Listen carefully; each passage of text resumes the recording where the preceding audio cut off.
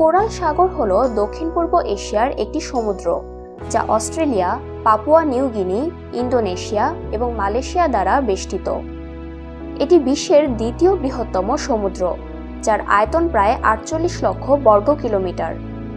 এর গড় গভীরতা ৪,৭৯১ মিটার এবং সর্বোচ্চ গভীরতা ৯,১৪০ মিটার।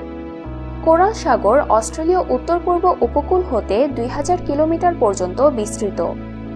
এটি বিশ্বের প্রাকৃতিক বিস্ময়গুলোর মধ্যে একটি এবং বিশ্বের বৃহত্তম প্রবাল প্রাচীর প্রণালী গ্রেট ব্যারিয়ার রিফের আবাসস্থল।